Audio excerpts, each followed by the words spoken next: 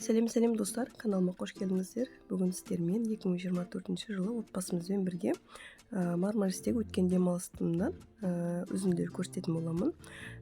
Лайк басып, комментарий жазып, мені қолдай кетсеңіздер, өте қуанышты боламын. Біз Мармарис қаласына машинамен шықтық, өйткені біз демалысқа барған кезде міндетті түрде машинамен жүреміз. Енді 12-13 сағаттық жол, сонда да машинамен барғанды дұрыс көреміз, өйткені сол жақта тек қана отельде жатпай, біз сол қаланың барлық жерлерінен машинамен қыдырғанды жақсы көреміз. Таңертең сағат 4-те жолға шықтық. Жол осындай, Болу деген қалаға келген кезде осындай тұман, ештеңе көрген жоқпыз. Мен кішкене қорқып бастадым. Жолдасым қорықпа, ештеңе болмайды деп. Мен өзім қорықтым қатты, шын айтсам, өйткені ештеңе көрінбейді жолымызда. Тұман біраз уақыттан кейін тарқады. Содан кейін алдымыздан осындай әдемі көріністер шығып бастады. Балалар арғы жақта ұйықтап жатыр, сағат әлі ерте. Мен термосқа кофе жасап алған болатынмын. Сол жолдасымның жағдайын жасап, кофесін құйып, өзімде кофе ішіп, осындай көрінісімен рахаттанып отырдым. Осындай бір қалай айтсам екен, ауылдың ортасынан өттік. Өте кішкене қорқынышты болды бір жағынан, өйткені тастанды жер сияқты, ешкім жоқ сияқты осындай жерден өттік. Бұл жерлерде негізі адамдар өмір сүріп жатыр, магазиндер бар, үлкен кісілер ерте шығып көшеде серуендеп жүр. Енді Түркияның осындай жерлерде бар, барлық жер әдемі емес. Осындай көрініспен осы ауылдың ортасынан өттік.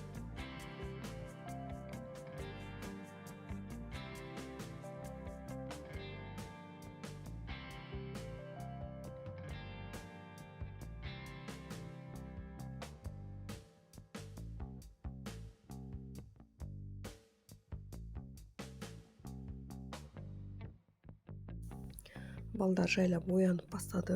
Арман түсінбей отыр, не болып жатыр деп, өйткені ол ұйықтап жатқан кезде балаларды біз машинаға жатқызған болатынбыз. Дереу сол кішкене құсып, машинаны осылай бүлдіріп алдық. Сосын жолдасым бензин құятын станцияда тоқтап, барлық жерді сүртіп тазалап алдық. Дереу судың енді бірінші рет жолға, осындай ұзын жолға шығу машинамен, сондықтан да кішкене ауыр келді деп ойлаймын. Одан кейін бәрі жақсы болды. Балалар оянғаннан кейін олардың жағдайын жасап, тамақтарын беріп, жемістерін беріп, Арман осылай ойыншықтармен ойнап отырды. Сіздерге лайфхак: ұзын жолға шыққан кезде міндетті түрде балалардың ең сүйікті ойыншықтарын алып шығыңыздар. Сол кезде осылай ойнап отырады өздерімен өздері. Осындай әдемі бұлттар бізді қарсылады. Тау, жан-жағымыздың бәрі тау. Негізі Түркияның қай қаласына машинамен шықсаңыз да барлық жерде таулық жерден өтуге тура келеді. Осындай әдемі көріністермен аман-есен Мармариске жеттік. Мынау біздің отеліміз. 5 жұлдызды отель емес, 3 жұлдызды. Бізге ең басты отель емес, сол баратын жеріміздің әдемілігі болды. Бірақ отеліміз де жаман емес. Осындай кішігірім душ, туалет деген сияқты отеліміз болады енді. Балалар өздері мәз әйтеуір отельді көріп, отельдің жанындағы бассейнді көріп, мәз болып, ішін аралап, қай жерде не бар деп қарап жүр. Мына жақта бізде балкон бар. Таңертең ерте тұрып, кофе ішіп, кітап оқуға жақсы екен. Мен өзім таңертең ерте тұрып, кітап оқып, кофе ішкен жақсы көрем. Осындай бассейнге қарап тұрған осындай балконымыз бар. Отельдің бағасын, жалпы осы демалыста қанша ақша кеткенін мен шын айтайын білмеймін. Өйткені барлығын жолдасым өзі заранее отельді өзі брондап, барлығын өзі төлеген болатын. Сондықтан да мен қанша кеткенін білмеймін. Тек қана апаратын жеріне барып, демалып қайтқан жақсы көремін.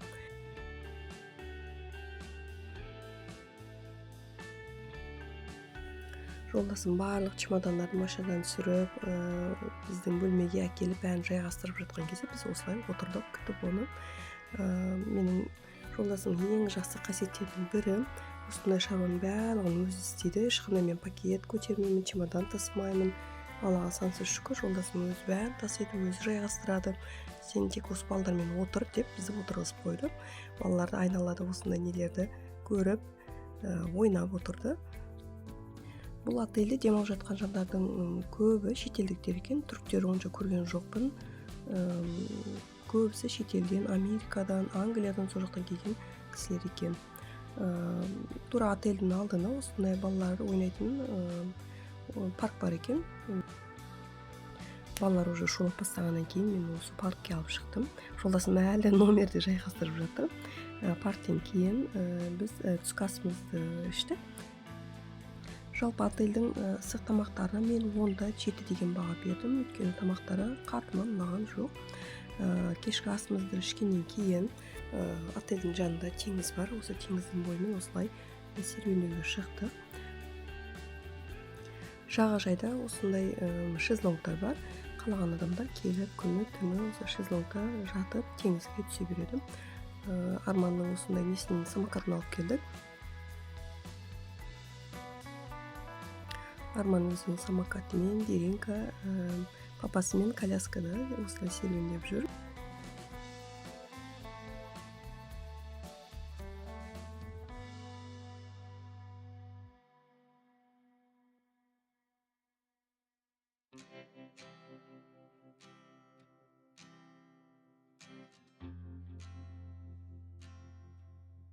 Барлык кафе, ресторандарда осундай жанды музыка ойнаптыр. Элдердин баардыгы өтүп бара жаткан кисилер жанында токтоп, музыка менен рахаттанып, дем алыптыр. Мына жерде би бар. Бизде келдик, тамашаладык. Өтө керемет болду.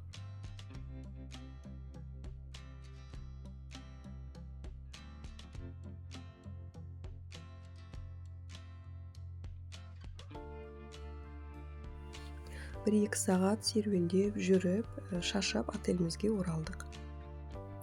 Таңертең эрте уянып, осулай китабымды алып, китап окуп отурдум. Отелдин айналасында эч ким жок, баары уктап жатыр. Өйткөнү түнү менен баары серуендеп, әңгиме айтып, уктамайды. Сондуктан да баары шаршап жатыр. Менин жолдашым, балдарым да шаршап уктап жатыр ички жакта. Содан кийин таңкы асыбызды ишип алып, Арман экөөбүз бассейнге келдик. Деринка коркtu. Деринка бассейнге киргиси келген жок. Сондуктан папасы менен шезлонгда отуруп бизге карап. Ал биз Арман экөөбүз рахаттанып осулай бассейнде ойнап отурбуз. Бул балдарга арналган бассейн. Негизи Арман теңизге, бассейнге мүлдем кирмейтин, кичинтайынан катты коркатын. Жайлап оюнчуктар берип колуна мен өзүм бассейнге түшүрдүм. Сосын үйрөнүп кетти, осулай мәз болуп рахаттанып бассейнде шомулуп жүр. Сосын жанына 1-2 балдар келди, кичинтай өзү сыяктуу. Солар менен бирге ойнады, бирге осулай жүзүп, жакшы көңүл көтөрдү. Одан кийин биз уже түшкү аска келдик. Түшкү асыбыз осундай. Мага тамактар катты унамагандыктан көп тамак алган жокмун, тек сорпа. Сорпалар өтө жакшы эди. Кийде шашлыктар жасады, нече түрлүү кебаб. Деринка сорпа ачты кичкене, содан кийин осундай фрей жеп отур. Балдар көп тамак ичпейт. Менин балдарым көп тамак ичпейт, тек кана осундай фрей, жеңил сорпа сондай гана ичет. Кечки асыбызды ичкенден кийин балаларды отелдин алдындагы осундай оюн паркына алып келдик.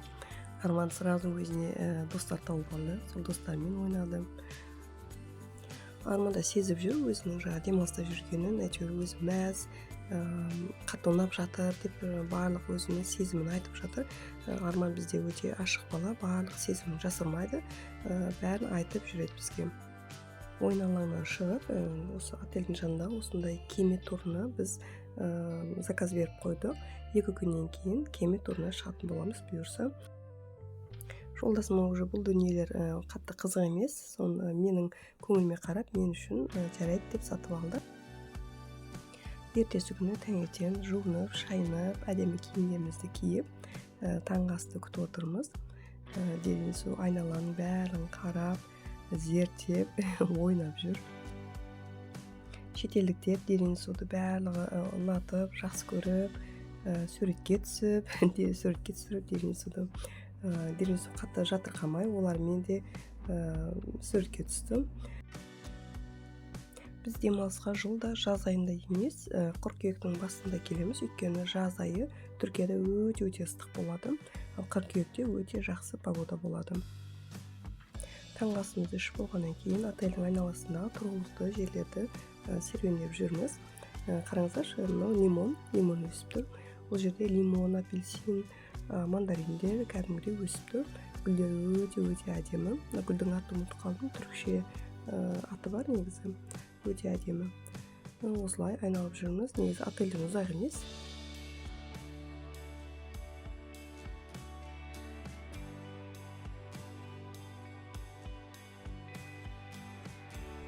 Кешки астан кийин міндетті түрде бизде серуен тагы теңиз жагасына келдик.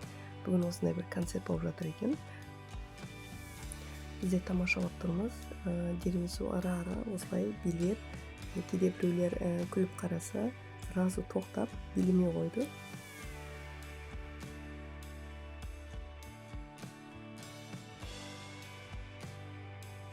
Бул кисилер негизи ер адамдар. Өздерин айыл адам эсебинде тааныштырып, осылай кийимдерин кийип, Леди Гаганын әнин айтып, биин билеп, адамдардын көңүлдөрүн көтөрүп тур.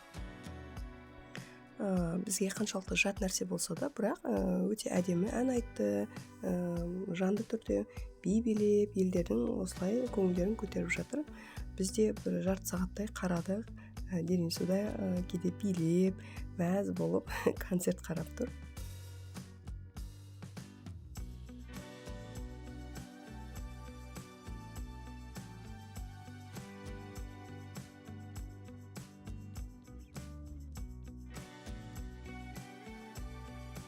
Эртеси күнү биз ушундай адемі тууга чыктык. Бизди отелдин жанынан автобус алып кетти. Катты алыс эмес, 15 мүнөттүк жол. Автобуспен осы жерге келдик. Бизди енді отургузду. Биз али жүргөн жокпуз. Айналамыздагы жүрүп жаткан кемелерди тамашалап отурмуз.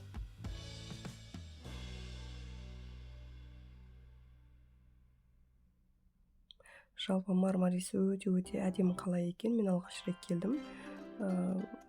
Жанат каласы деп айтады ғой. Шыны менде жанат каласы экен. Барлык жер адемі, теңизи адемі, теңиздин суунун адемилигине караңыздарчы. Көп мөлдөр. Адамдар да өтө конокжай, ашык жаркын адамдар экен.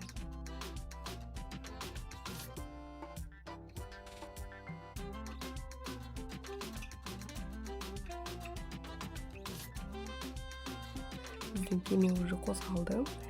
Айналамыздагы кемелердин адемилигине карап, барлык жерде видеого түшүрүп жатырмын. Аркы жакта таулар көрүнүп тур. Ал мынау кеме пират деп аталат экен. Ар түрлүү осулай безендирип койгон. Бир жагынан коркунучтуу, бир жагынан өтө адемий экен.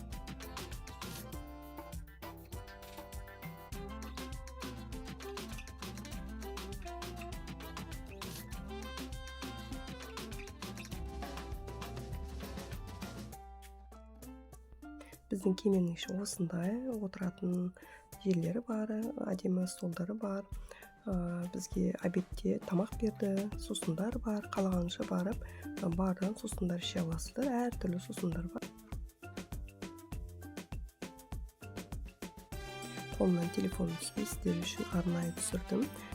Карап, тамашалап, теңиздин көрүнүшүнөн рахаттаныңыздар.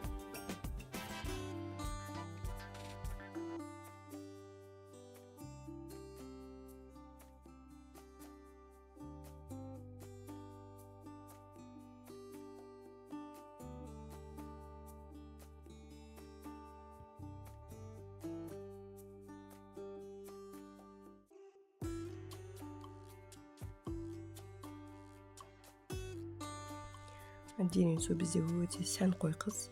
Негизи бул очки, Армандын очки, бирок Армандан алып өзү тагып отур. Сосын биздин кемеде міндетті түрде музыка ойнап тур. Сол музыкага Деревисуда бийлеп отур.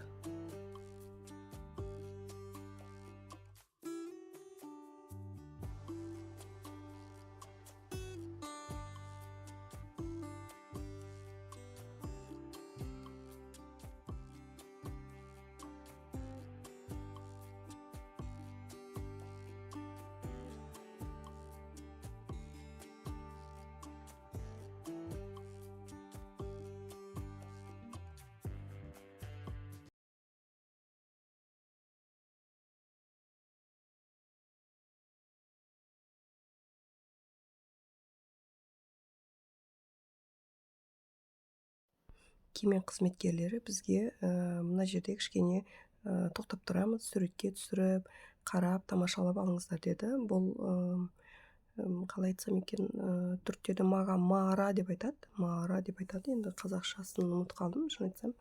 Өте әдемі екен. Осы жерге жақындады, кеме кішкене бір 10 минуттай тұрды, суретке түсіріңіздер, видеоға түсіріңіздер деп. Бізде осылай шетке жақындап, барынша суретке түсірдік, видеоға түсірдік, өзіміз де түстік.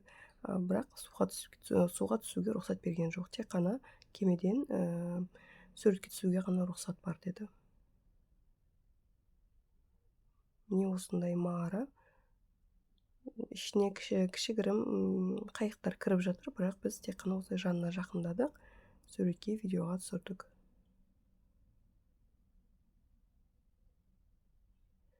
Былай қарағанда өте әдемі сияқты, бір жағынан қорқынышты сияқты. Мен өзім мынадай нәрселерден көп рахат ала бермеймін, қорқамын кішкене. Міне максимум жанына жақындадық, одан кейін уже ары қарай жақындамайды. Кішкене ғана 10 минуттай ғана тұрып, сосын бұл жерден алыстадық. Бұл жерді мави мағара деп айтады екен. Бұл жерде әркім өзінің тілегін тілейді екен.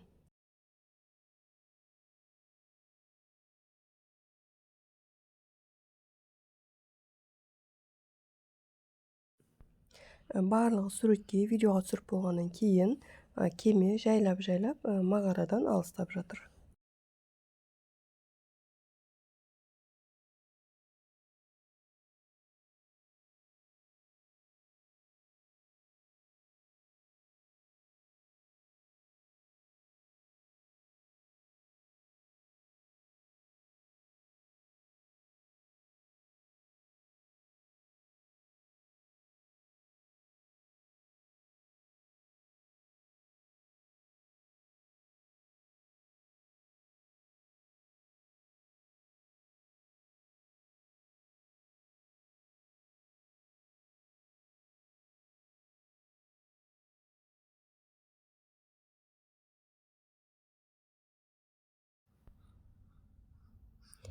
Кеменің ішінде музыка ойнап тұр.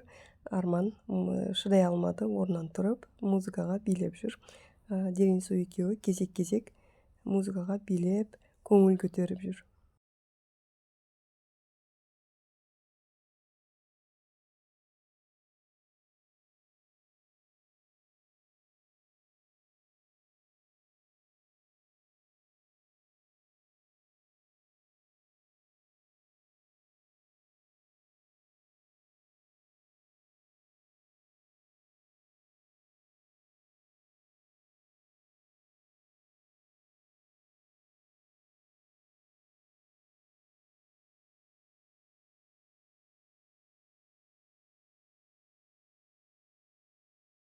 Қазір бізді бір островқа алып келді.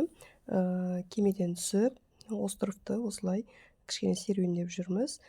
Тамақ, балмұздақ барлығын сатып тұр. Киім алсаңыздар да болады. Осы жерде қалаған заттарыңызды алып, серуендеп, островты көруге болады. Островта тағы бір-екі отельдер бар. Шет жақта тыныш, ешқандай у-шусыз демалғысы келетіндер осы жерде островтағы отельдерді таңдаған. 3-4 отель бар. Серуендедік, енді кемемізге қайта оралдық. Кемеміздің осындай шатын жері кішкене биіктеу екен, үлкен кісілер кішкене қиналып жатыр. Біз кәдімгідей шығып кемемізге оралдық. Негізі островқа жетпей, бізді бір шомылатын жерге алып барды. Сол жерде шомылуға рұқсат берді бәрімізге. Мен түстім, папасы балалармен қалды. Мені видеоға түсірді, бірақ енді ол видеоны бұл жерде жариялаған жоқпын, өйткені купальникте болдым. Балалар папасымен қалған кезде мен осылай жоғары жағына шықтым. Жоғары жағында осылай күн шуақта кішкене отырдым. Ең төбесі осылай күн шуақта күнге күйуге болады. Ал мына жерде американдықтар билеп, көңіл көтеріп жүр балаларымен.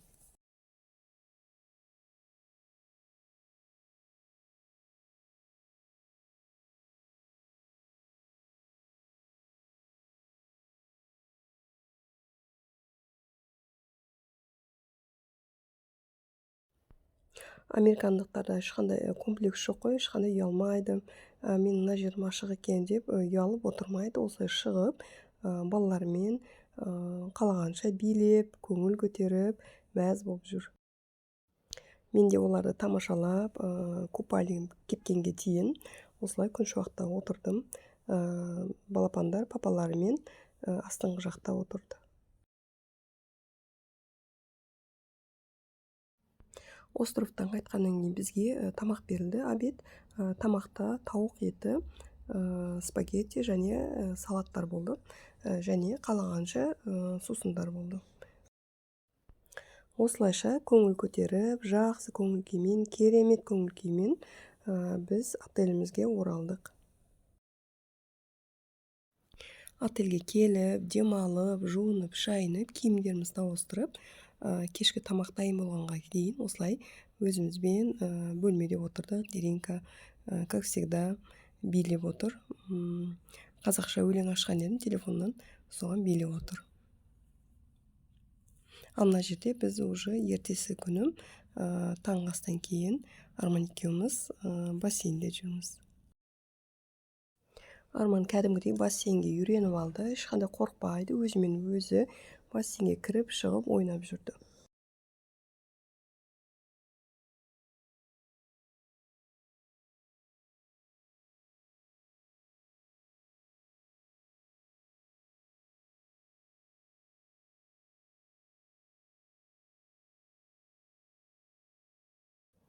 Отельде таңертеңнен кешке дейін барлық сусындар тегін, кофеңді, шайыңды қалаған кезде келіп, ішіп отыруға болады. Арман бассейннен шығып, шөлдегеннен кейін оған сок, өзіме кофе алдым. Осылай бассейннің айналасында ішіп отырмыз.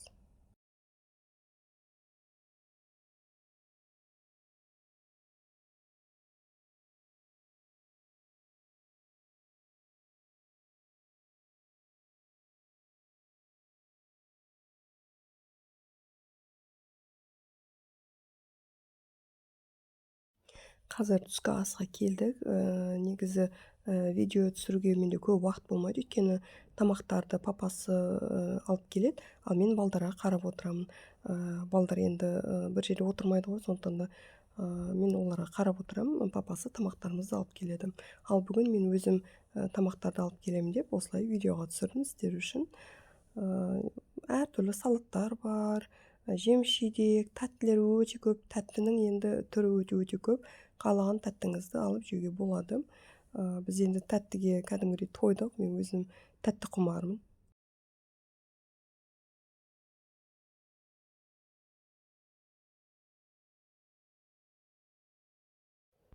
Біздің демалысымыз аяқталды. Соңғы күні біз уже жолға шығып кетіп бара жатырмыз. Жолда осындай тәттілер сататын дүкенге кірді, көршілерімізге тәттілер алуға. Жалпы өзіме маған қатты ұнады Мармарис. Біз негізі 5 күнге алған болатынбыз, отельді брондаған болатынбыз. Маған қатты ұнағандықтан 2 күн тағы создырайық деп жолдасыма өтіндім. Жолдасым барып сөйлесті, иә, тағы бос орын бар деп.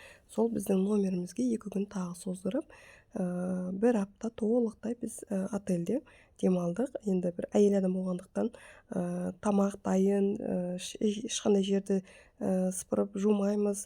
Отельді, номерді өздері жинап сыпырады. Сондықтан да бізге бұндай өмір ұнап қалды. Бір апта осылай жақсы демалыс болды. Жолдасыма рахмет айтамын осындай демалыс сыйлаған үшін. Осылай жақсы көңіл күймен біз Стамбулға оралдық. Сіздерге видео ұнаған болса, лайк басып, комментарий жазып, сұрақтарыңызды қойсаңыздар болады. Бағалар жайлы егер сұрақтарыңыз болып жатса, мен міндетті түрде жауап беретін боламын.